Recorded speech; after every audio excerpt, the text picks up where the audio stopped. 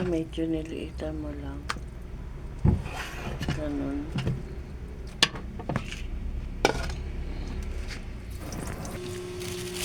So, ayun guys. Nag-ano tayo na hiwa ng kalamansi. Para sa ating baka. Magluluto tayo ng beef steak. Ayan. Mga ilan kalamansi kaya? Mga 10. Depende sa laki ng kalamansi.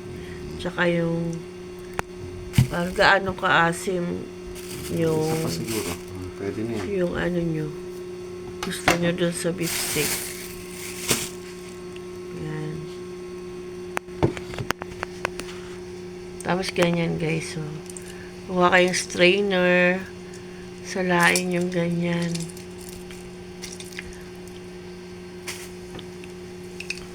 Ayan.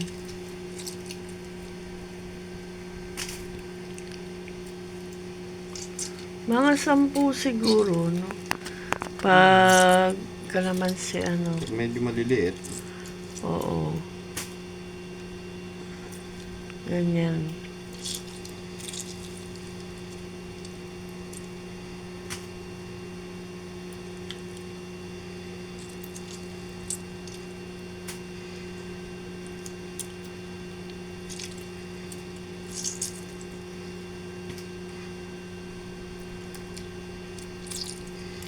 Ayan, guys.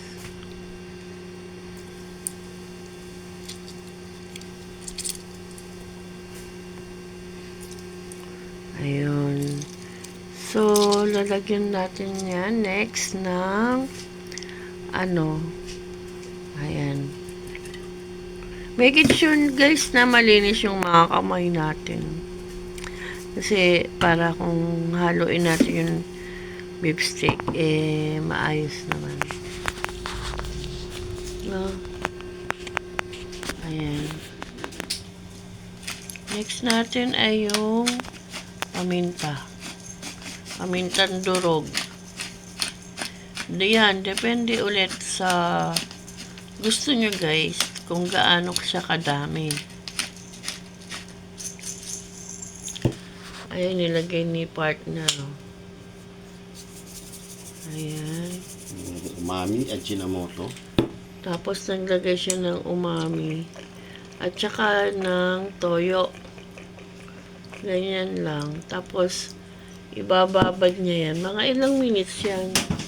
Mas maganda, 1 oras. Mga 1 hour. Ibabad natin yan, guys. Para pasok na pasok yung lasa. Ayan, o. Gaganyanin nyo lang.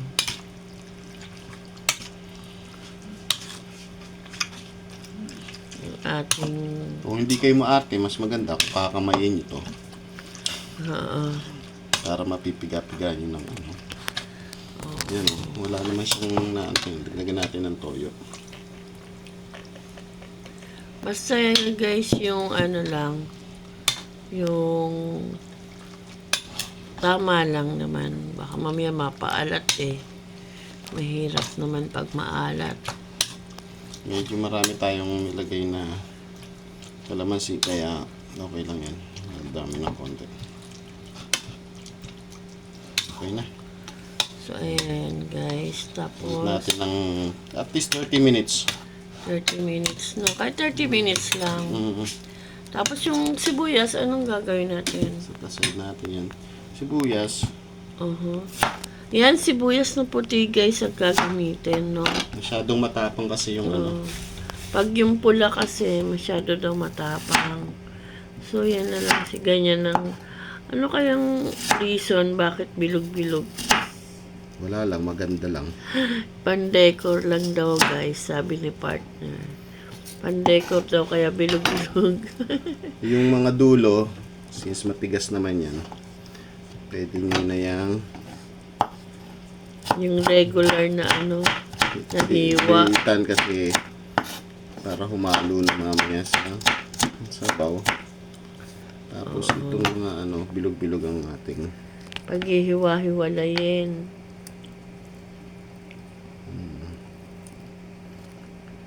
Ayan, ganyan ginawa ni partner guys sa sa sibuyas.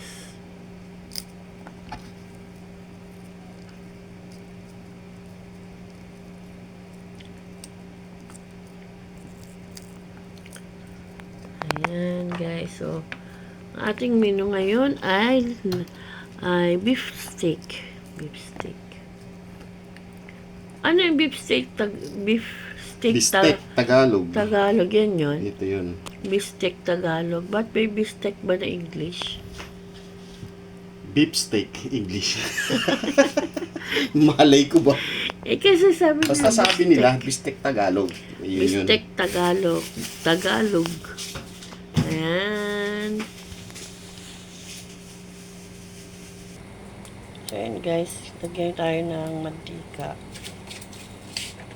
Piprito natin yung yung Canola oil. yung beef.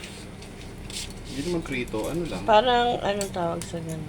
Parang Half cook lang ganun. parang half cook lang ng beef. Kasi pag naprito ng bongga yan, guys, ang sobrang titigas kasi. Hindi maganda. So, Basta ito, pagkakasyahin mo dyan lahat. ayan. Ilayo lang tayo. Huwag pwede hinaan yung apoy.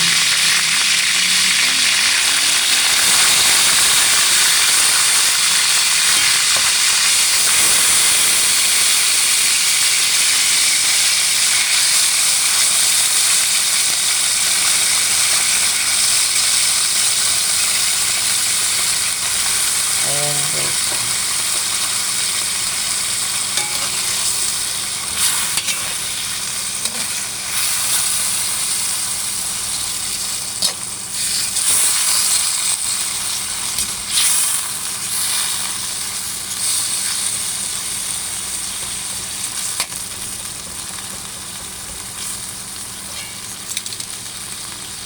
Takpan muna natin guys, ha. Ayan guys. Yan, pinasusubside natin yung sabaw nung meat, nung pinaka-beef. Naglabas siya ng tubig eh. Naglabas kasi ng tubig. Siguro dahil sa pagkaka-frozen ng mga meat, no? Kaya, yan. Kaya subside na siya.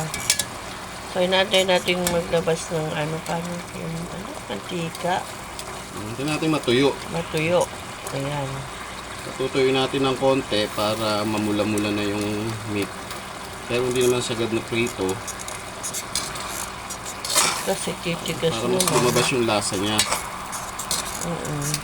Ganyan guys. Tapos yung natirang pinagmarinitan, yung pinagbabara niya, yun yung ibubuhos natin yung bago natin. Ayan guys. Lagay natin yung mga dinurog-durog kanina ni partner. So para medyo maglasa-lasa na siya, no, na sibuyas. Yung dinurog, hiniwa na maliliit para mag-mix na siya dyan. Yan, luminipis na yung sabaw niya, konti na lang. Basta pag magbi-beef steak kayo, siguraduhin nyo maninipis ang hiwa at saka yung nakasunod dun sa pinaka-hibla para kahit makunat, mahititilas yung mga kagalat nyo. Ayan, mga nakasunod sa dun sa hibla, putol-putol yung hibla niyan. Hindi yung nakahaba-haba ang hibla, nahihirap nguyain yun. Ayan, naririnig niyo ba yung tinamsik ng Pwede na yan. Pwede na, lalagay Pwede na natin yung... pinagbabaran. Ayan. Wow, parang malapit na ang takpan ulit. Pwede natin. So, ayan guys. Tapos, lalagay na ba yung sibuyas? Oo, lalagyan na natin. Pwede na yan. Matutuyuan ng todo pag hindi pa. Wow! Parang ang sarap tingnan.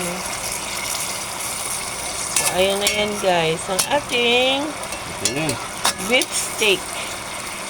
Beefsteak Tagalog. So guys, yan pa ang ating menu for today. Maraming salamat. Please like, share, and subscribe po. Salamat po. See you next vlog guys.